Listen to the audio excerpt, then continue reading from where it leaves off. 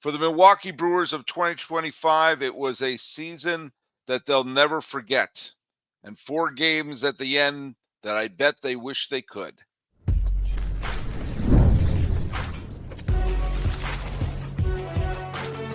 You are Locked On MLB Crossover, part of the Locked On Podcast Network.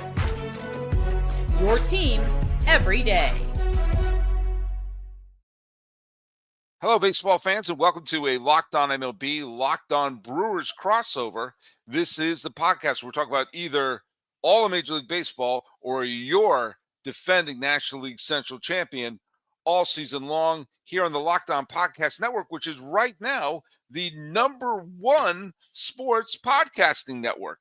Today's episode is brought to you by our good friends over at FanDuel. And right now, new customers can bet $5, and if your bet wins, you get $300 in bonus bets to use across the app. Download the app today. I'm yours, Paul Francis Sullivan. Please, I'm begging you, call me Sully and follow us at Locked On MLB Pods on Twitter, whatever it's called now, and on Instagram. I'm your pal Sully Baseball Podcast on Instagram, and we are here. I'm not flying solo today. We've got a favorite here, and one in our pre-show conversation shared a stadium with me that I didn't realize we were both in the same ballpark at the same time. It's Chuck Freimund of Locked On Brewers. How you doing, buddy?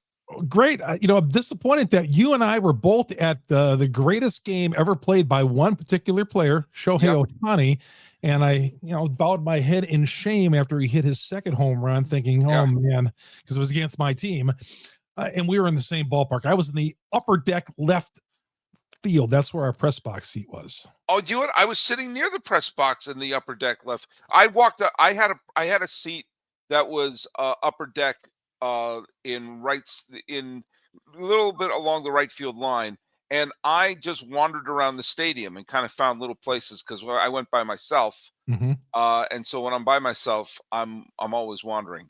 And we were both at the game. Wow. Where Shohei Ohtani, basically, it was one of those situations that no matter how you cut it, no matter what other, whatever performance you brought up, like I said, it was the greatest individual performance in playoff history. And, I got people snarky saying, like, well, Reggie hit 3 home runs. And I said, well, how many strikeouts did he have?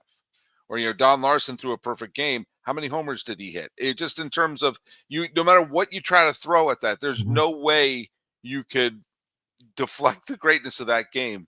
And I did the show right afterwards from the ballpark, and you were there too. I wish we'd known that. We could have done a crossover right then and there. We could have done it right there. I did my Locked On Brewers. I did that from Dodger Stadium all the nights I was there. And I'll tell you what, I was there for 5 nights, 5 days and 5 nights, and just beautiful weather. I was there for 5 days. Every night was great.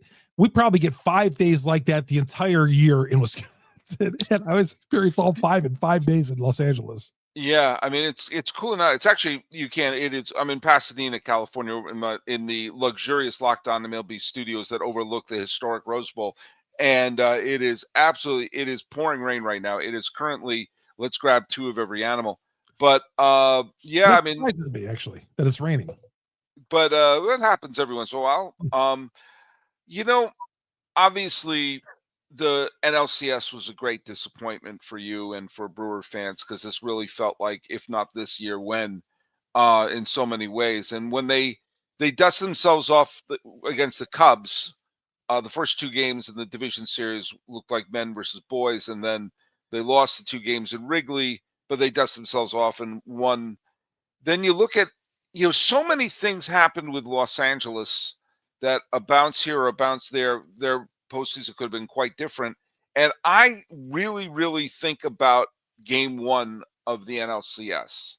And I hate to pick at this wound right now, but, Blake Trinan, who was absolutely dreadful in the postseason, and it shows because they would use Yamamoto on no day's rest, or they would use Glasnow. They would use anybody but Blake Trinan by the end in a big situation. They were asking Mary Hart to pitch innings before they brought in Blake Trinan. And Sasaki did not have a good bottom of the 9th, and they brought in Trinan. who walked Contreras. So you had the bases loaded. Turang up a hit would have won the game for Milwaukee probably. And that inside pitch that nearly hit Bryce Turang's leg. If that ball hits his leg, the game is tied, and I do not see a scenario where the Brewers lose that game at that point. Well, maybe so, but didn't happen that way. Yeah. Didn't work out in the Brewers' favor. And they went on to lose that one and the next three, and that was it. As soon as they brought Treinen into that game, I was loving it. I'm like, oh yeah, I could just hear Dodger Nation just coming at Dave Roberts because they were coming at him all summer long. Because I mean, you saw what kind of summer it was for the Dodgers. It was not very good. No. And when they brought Treinen in, I thought, oh gosh, because I've seen him pitch in the summer. He was terrible. And yeah, those were the kind of games, though, Sully, that the Brewers had won all season. They had found a way to win. You know, usually they had 11 walk-off wins at home during the regular season.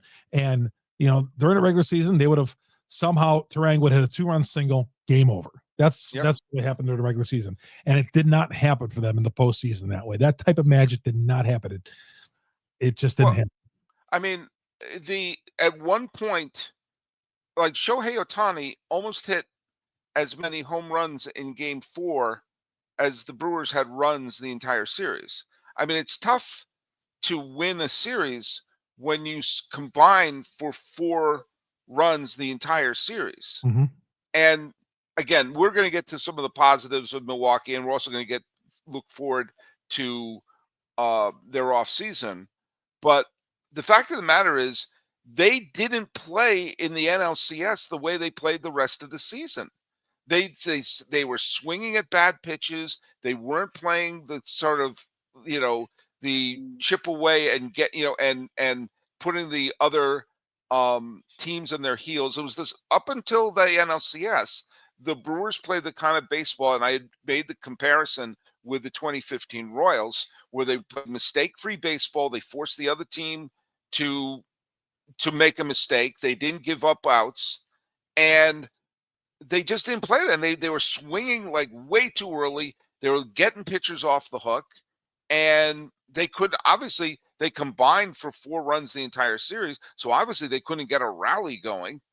And you know, in that final game when Ohtani just, you know, controlled it, it really felt. Oh, I mean, obviously Ohtani hit a leadoff homer, but they never felt in it that entire game. And even when they rallied a little bit in the 7th inning, they couldn't really they couldn't get the big hit the entire series. Too many 2 for 15s, 2 for 20s, too many of those guys up and down the lineup.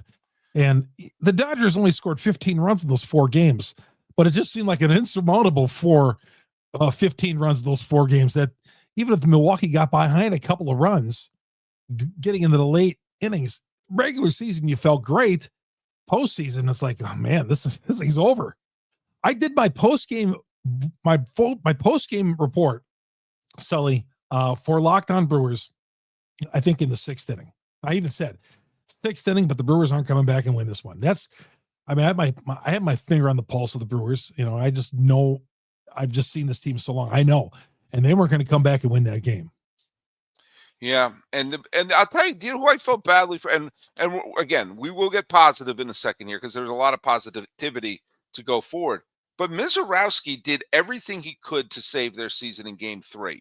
He came, you know, they did the whole starter, you know, the whole, what's it called, opener thing, and he came in, struck out 9 in 5 innings, 1 earned run, 1 unearned run. The bad defense came back to bite him, and they couldn't get a rally going. They could not get anything going against it. Even when they brought in Treinen in Game 3, they couldn't get anything going. And, you know, it's tough to win like that. Well, you know who I felt badly, other than me, for going out there and seeing this, other than me, Brewers fans. I felt bad for Brewers fans because Sully, Brewers fans really bought into this team all season long. I mean, Brewer fans are great. And because we don't have any World Series championships, we got 1 World Series appearance. And that was when I was a really little kid. So we don't have any of that. And fans support this team and they do such a great job. You know, they were filling that place in September. And I'm coming on every night on Locked On Brewers and saying, guys, this is going to be our year. This is going to be it. 97 wins. Here we come. And we get kicked in the teeth again. But I felt bad for Brewer fans because Brewer fans are great. When we come back, we're going to talk a little bit about moving. First of all, the really good things that happened. And also the fact that they're in the Central means that, yes, this was a kick to the teeth, but don't give up, folks. The NBA is back, and there's no better place to get in on the action than FanDuel, the official sports betting partner of the NBA. Even if you miss the start of the game and you want to ride a hot hand, FanDuel has live bets on everything from who will score next to fourth quarter comebacks. Plus, you can even combine your live bets into a same-game parlay, and you get a shot at a much bigger payout. It makes every game exciting, especially when your team's making that late push. So right now, FanDuel is giving new customers $300 in bonus bets when your first $5 bet wins. So head to FanDuel.com to sign up and play your game with FanDuel, the official sports betting partner of the National Basketball Association. Interesting times to be the official betting partner of the National Basketball Association, I must say. I must also say thanks so much for making us your first listen. If I'm not your first listen, then make Locked On Brewers your first listen. And thanks so much for making us the #1 sports podcast. And before we get going, I'm going to also jump in and go through the trivia question because we were talking about qualifying offers and free agency and everything like that. The trivia question was, what player in 2015 was the first to ever accept a qualifying offer? The first 3 years they did the qualifying offers, nobody took it. Mm-hmm. And in 2015, someone finally took it. Now, Gavin de Luhash, 2994, said, I think it was Brett Anderson. Brett Anderson did. He was one of the first, but not the first. GRT Hughes, who's an everyday Sully, Colby Rasmus is the correct answer. Cardinal outfielder and I believe he was a Brewers outfielder. Blue Jays outfielder at the time. Yeah. Blue Jays outfielder at the time, and resident of the Tony La Russa doghouse, was the first ever to say, hey, I'm probably not going to beat this. And he picked it up. And you see a bunch of them this year, especially Trent Grisham, who I'm positive the Yankees did not think was going to accept it. So they say, oh, we have Trent Grisham again next year. Interesting. Did not expect that. What I like, Silly, is these guys, these organizations, when these guys do accept the qualifying offer, and the Brewers had that with Brandon Woodruff, the organization was, oh, God, we're so glad that they did that. Thank you, Brandon. We're so appreciative to have Trent Grisham back or Brandon Woodruff back. The organization is crying inside, but they're putting on a happy face for everybody. Like, oh, really? We'd love to have you back. It's the people that you sent the wedding invite to that you knew were going to turn it down, but you didn't want to hurt anyone's feelings. Yep. That's how that happened at my wedding. Ours was in the Bay Area, and we sent a bunch of invites to people we knew in New York, knowing, we know you're not going to show up, but we wanted to make sure you felt loved and accepted, and we're coming. Oh, so, they showed up. Yeah, they showed up. Oh, wow. They showed up. There a lot of people showing up, but anyway. I have a couple of file cabinets for weddings over here. Which one do you want to talk about? Well, that's Locked On. That's Locked On Divorce. That Chuck. It was the #1 divorce sports podcast going to be on with Chuck. We'll talk about that, and we'll do that over the holidays. Yeah, brought to you by Bumble. So look, so many things went right for the Brewers this year, and it really, and it was I talk about the summer score, and I talk about the fact that, Brewers fans got a terrific summer. They really did. And they got a year where, yes, they got to the NLCS. They were able to stick it in the Cubs' ear, and it looked like for a minute, like, oh, no, don't be limited by the Cubs. Don't be limited by the Cubs. And then they showed up there. And, Turang, it would have been nice if he got hit in the leg, but he had a fine season. Peralta had a fine season. Jackson Chourio gave some big thrills this year. You had the Andrew Vaughn trade, which turned out to be really one of the the steals of, especially when he came in, his arrival really sparked that was kind of the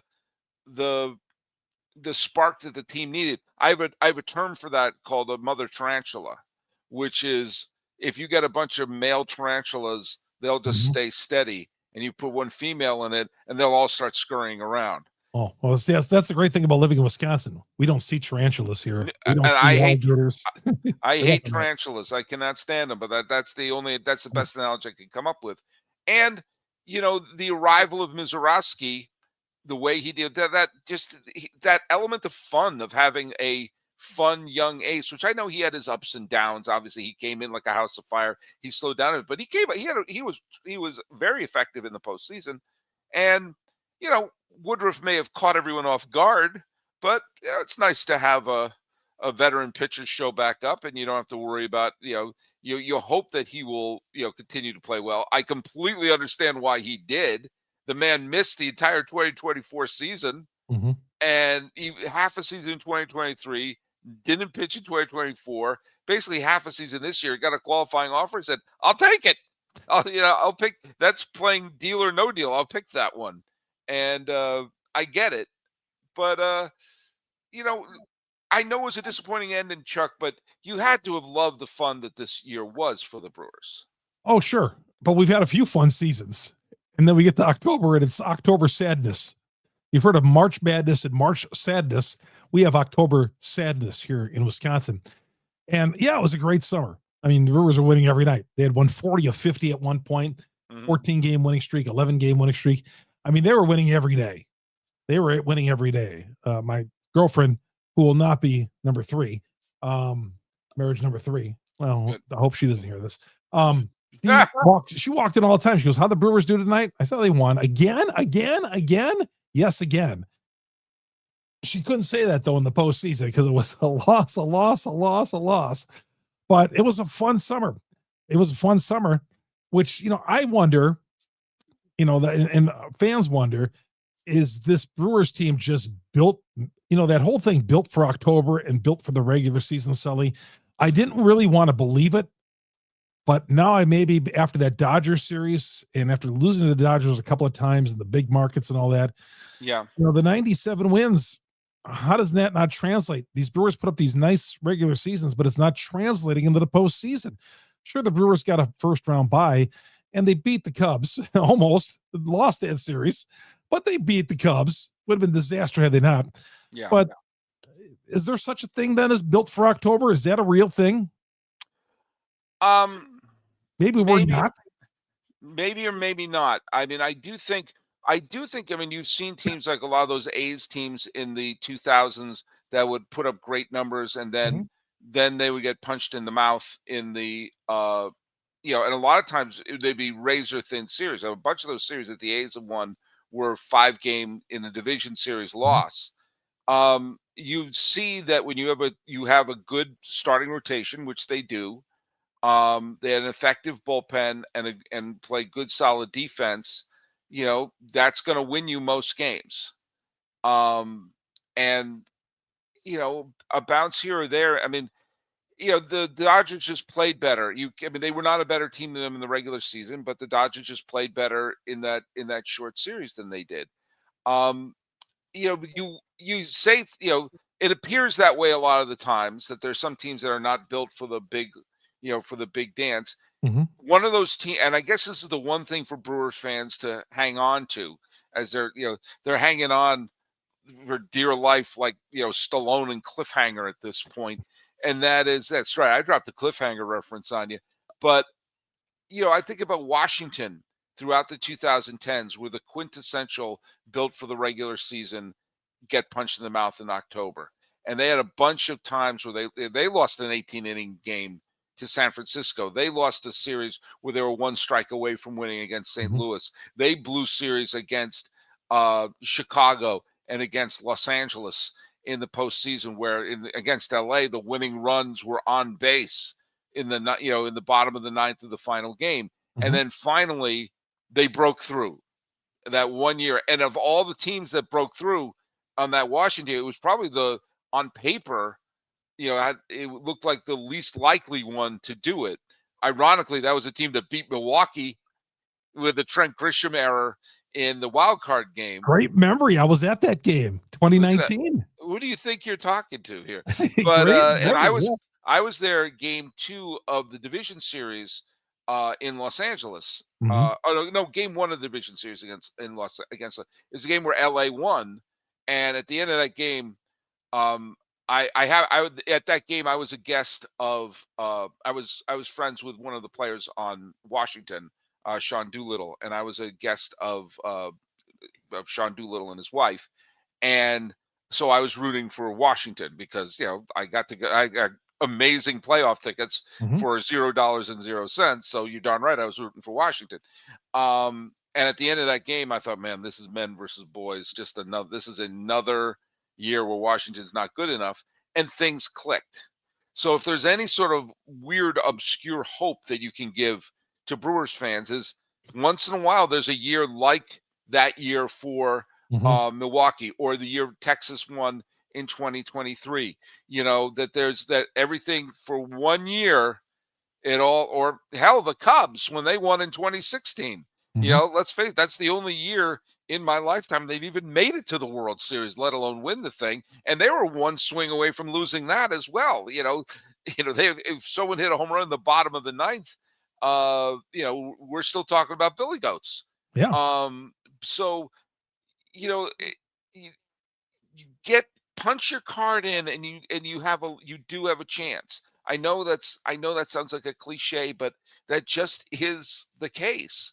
And as long as you keep punching your card in, it increases the odds of there being 1 year where everything comes together. The Dodgers for a while were a team that were good enough to get in, but they're wondering were they good enough to win it all? Up until last year, the the knock on them was the only year they won it was a COVID year, Mhm. and was that even a legit one?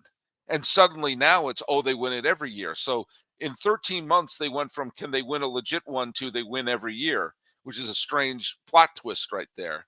But look at it. Someone who grew up as a native New Englander growing up rooting for the Red Sox, I can tell you what it's like to be good enough to get there, but not good enough to win it all. And then suddenly when it happens, your world turns upside down. Well, for many years, the Brewers couldn't even get into the postseason. Yeah. They went from 1982 to 2008, 26 years Yeah. without even making the postseason. Yeah. And lately it's been pretty good. The run has Yeah. been pretty good. So it's just, I think you got to win your division. And Mhm. the Brewers right now in the NL Central Sully are the best team in this division.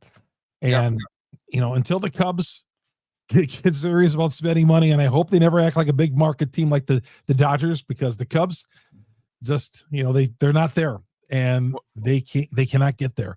Well, hey, when we come back, I do want to talk about that. And I do want to Okay. talk about the single best thing in Milwaukee's favor right now is geography.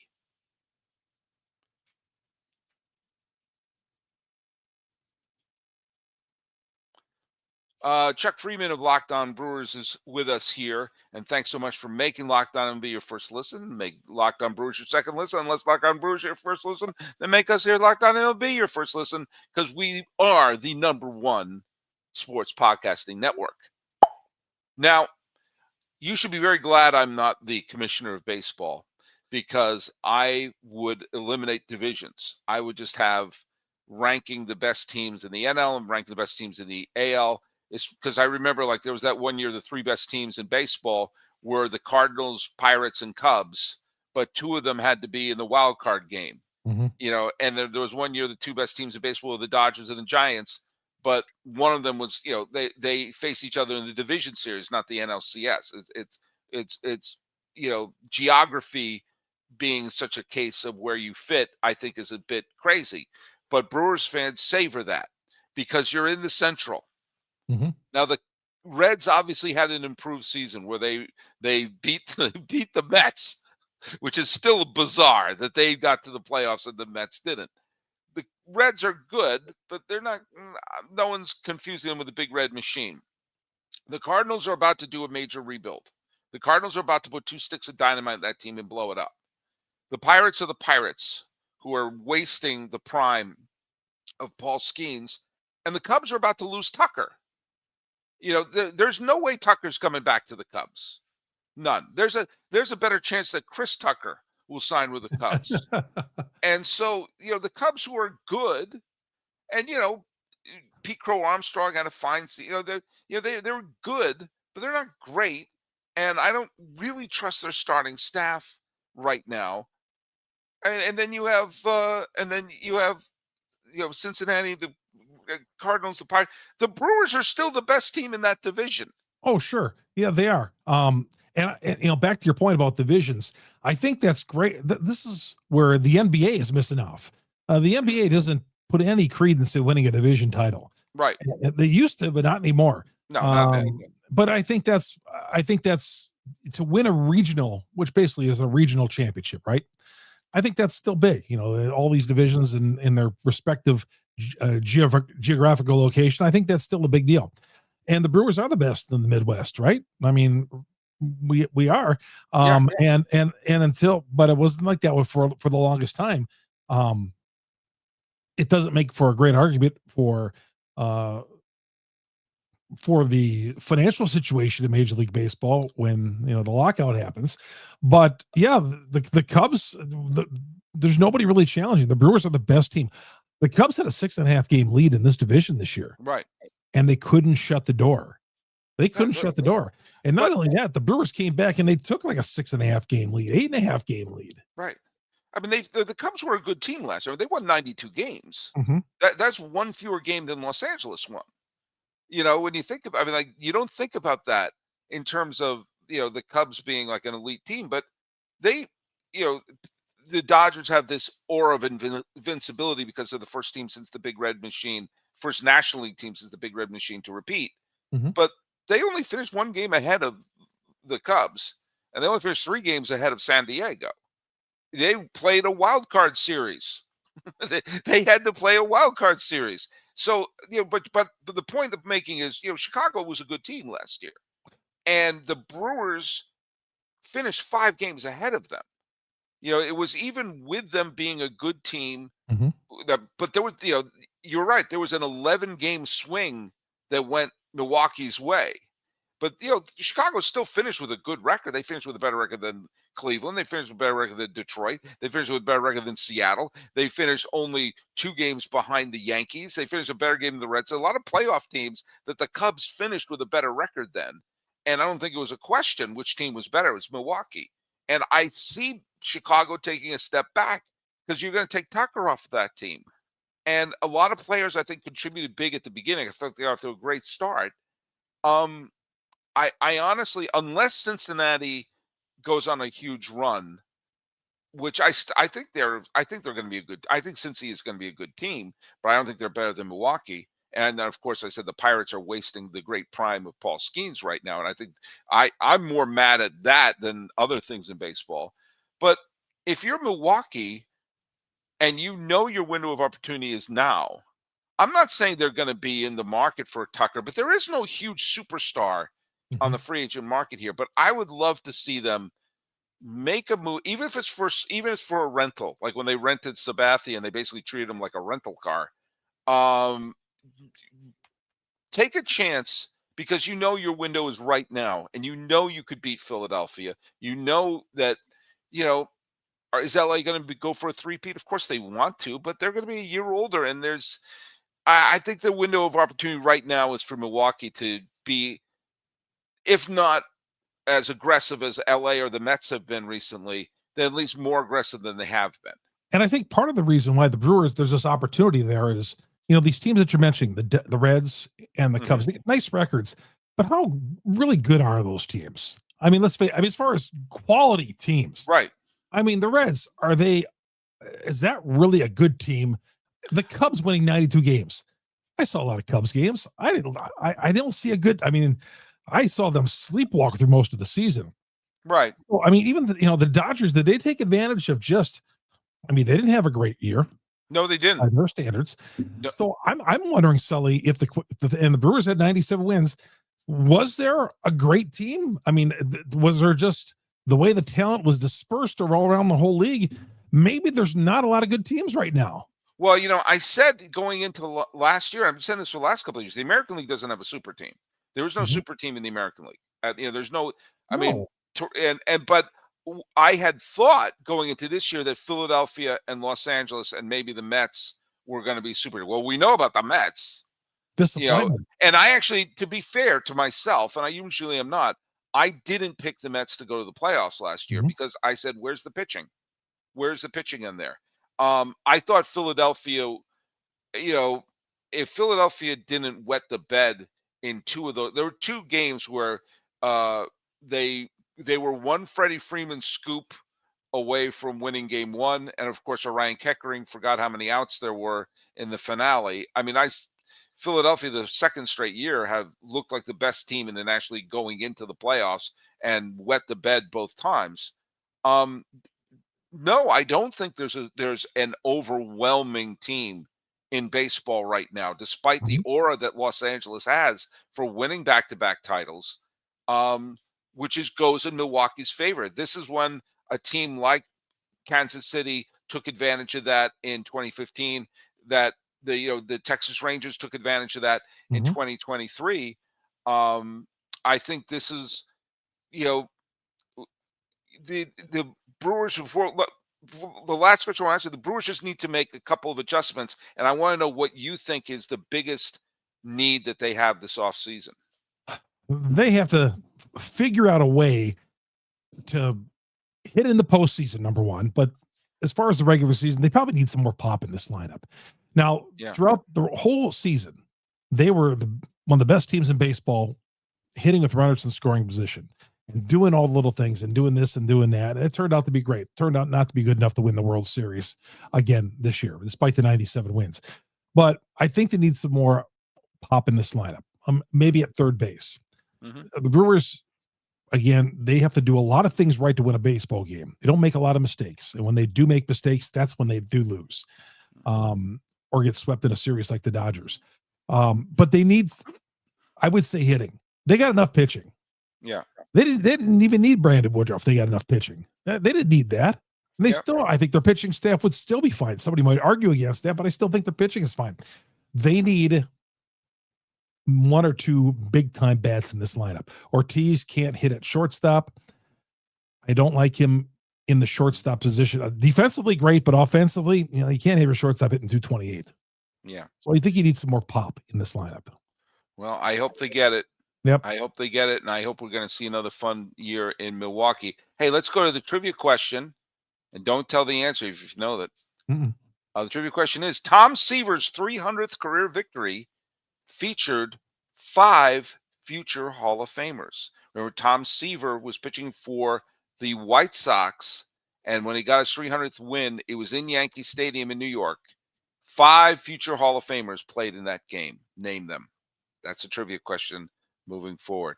All right, and that's Chuck Freeman. You follow him at Chuck Freeman on Twitter, whatever they're calling it these days, and he is the host of Locked On Brewers. Talking about the Milwaukee Brewers coming short, but do you know what? There's still hope moving forward. This has been a Locked On MLB, Locked On Brewers crossover. I almost said Diamondbacks. I'm your host. Don't call us That's that. you're going to Arizona. That's why I was thinking it. That's Chuck Freeman of Locked On Brewers. I'm your host, Paul Francis Sullivan. Please call me Sully.